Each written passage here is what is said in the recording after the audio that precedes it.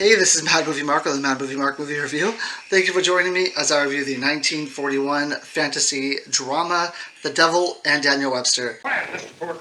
Hey, that's not fair. I am packing on a few pounds here, but that's terrible. It's a terrible thing to say. The Devil and Daniel Webster has a 100% fresh rating from the critics on Rotten Tomatoes and an 84% fresh rating from the audience. And I am currently reviewing every movie that has a 100% fresh rating from the critics. This movie was directed by William Dieterle and stars Walter Houston as the Devil, Edward Arnold as Daniel Webster, who was also in one of my favorite movies called Mr. Smith Goes to Washington, James Craig as Jacoba, and Jane Darwell as Miss Stone. She had just won Best Supporting Actress the year before for Grapes of Wrath.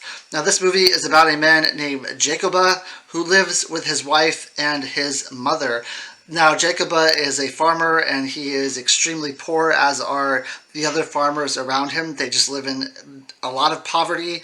One day, just everything goes wrong for Jacoba. His pig breaks his leg. There's something wrong with his wagon to where he can't use it anymore. And he's just fed up with life, and he decides to go in his barn, and he says, "I would give my soul for 2 cents." And then in his hand, 2 cents wind up in his hand. And then the devil comes in to the barn. Now there's all kinds of fog, and there's incredible lighting, and there's shadows, and it looks fantastic. And Walter Houston plays an absolutely amazing devil.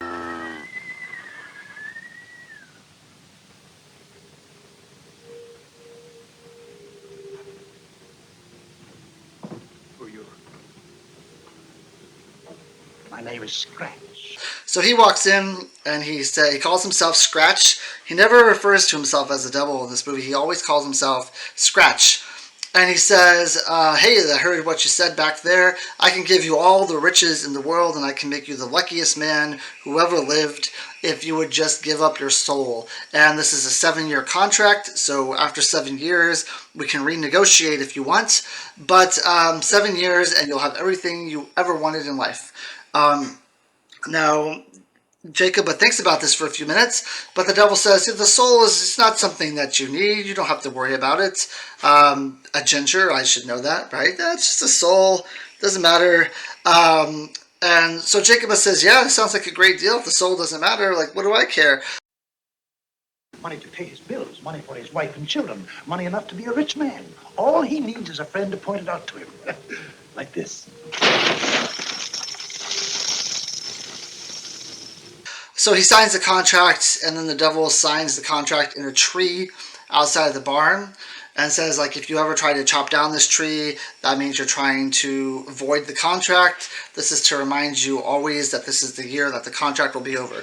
So the devil leaves, and great fortune is bestowed upon Jacoba. Now there is a lawyer who lives in the town who is a very famous lawyer. His name is Daniel Webster, and he has ambitions of being president one day.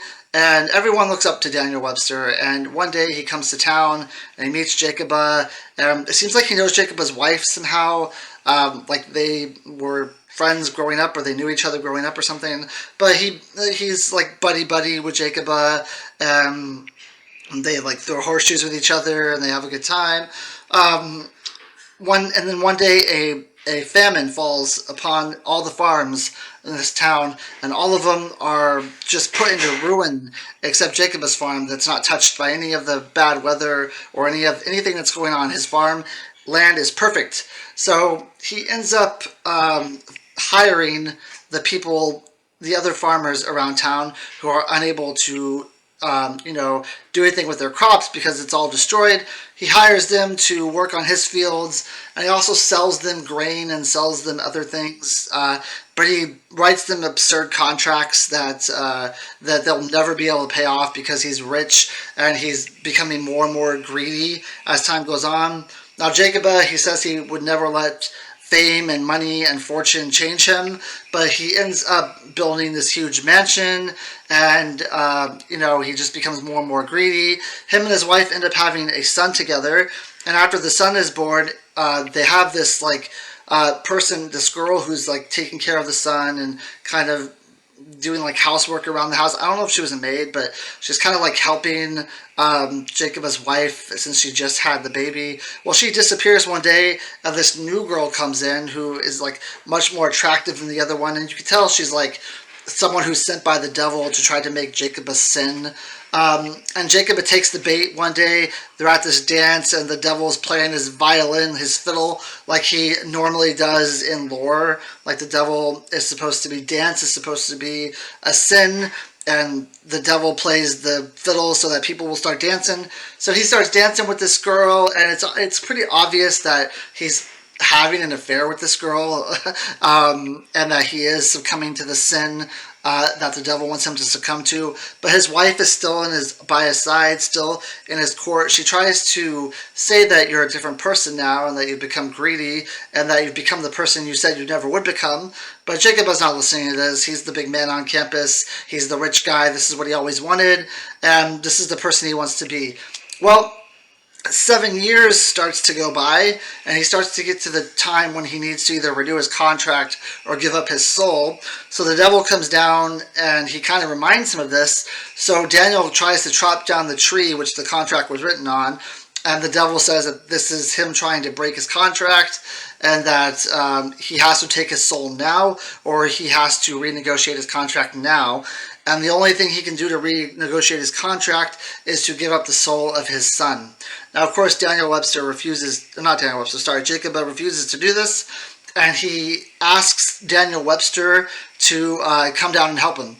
So Daniel Webster comes down, and he knows the devil in some way. It seems like in the beginning of the movie, they're trying to say that either the devil influences Daniel Webster, or he tries to influence Daniel Webster, and Daniel Webster doesn't allow him to. But he comes down, and he says he demands a trial to save the soul of Jacob, and the devil abides and says, yes, I'll let you have this trial. So they have the trial right there in the barn, and the jury is a jury of the damned. So like Benedict Arnold like comes in, and all these other people who were Americans who like turned against America or plotted against America, because Daniel Webster said that it has to be a jury of his peers, which are a jury of Americans, and since the devil has no allegiance to one country, he can't be the executioner here. It has to be people who were once American. So he brings in this jury of the damned, which is like an amazing scene. This whole courtroom scene, this whole courtroom part of it is absolutely phenomenal. Daniel Webster goes into how basically a man owns his own soul. It has themes of like slavery, how slavery shouldn't be allowed, how one person shouldn't be owned by another person. And then he starts going into like how these American traders once were owners of their soul, and they were once owners of their bodies and owners of their fates, and would they want to be able to go back in time and change that and to be free? They made one or so mistakes, and now they're no longer free. They're slaves to the devil. They're slaves to hell. And if they could, would they change that? And he says, if you would change that, then please give Jacob back his soul. Let him be a free man. Let him live the life that you guys would have lived if you could go back and change things. It's an amazing scene. His argument that he gives is a spot on. It's perfect. It's, I think, what should be argued at this point, what should be argued in front of the devil. It's a master class of acting. Everyone in this movie is just so phenomenal at their roles.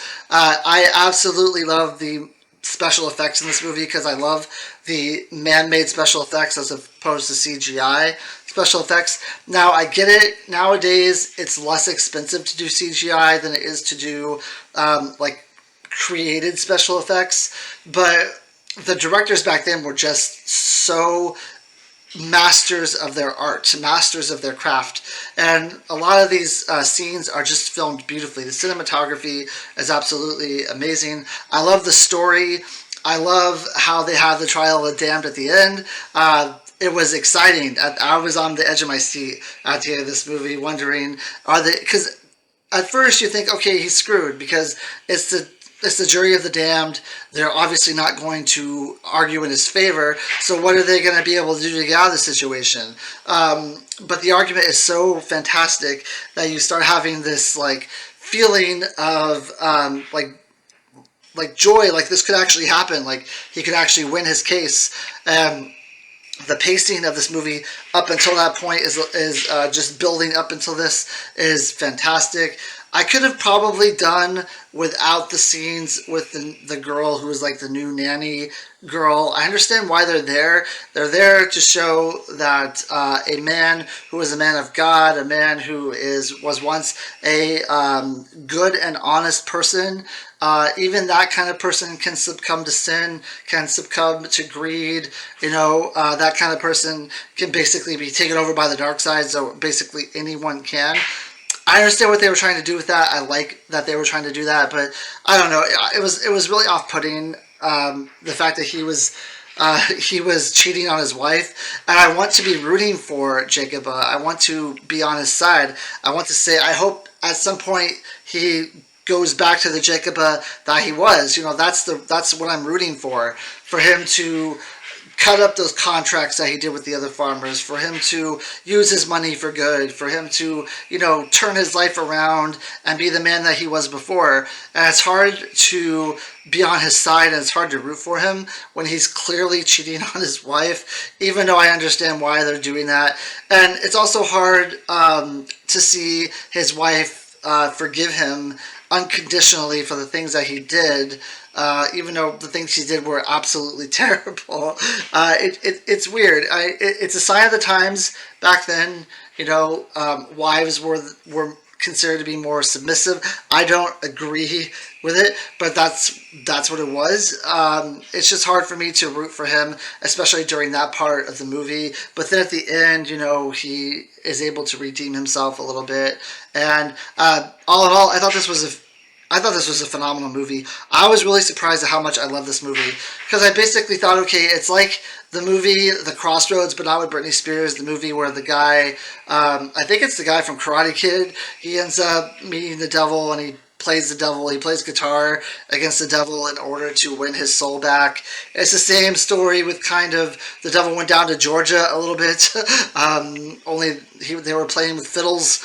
So it's like an old story that I've heard a million times. So I thought, I'm really not going to enjoy seeing this be retold and retold and retold ad nauseum. Like after a while, it's like, okay, I know the story, I know what happens. But the fact that there's the trial of the damned at the end, the fact that there's such amazing special effects and cinematography and camera work, it really makes this movie special. And it's probably my favorite iteration of this story now. Like, it's so good.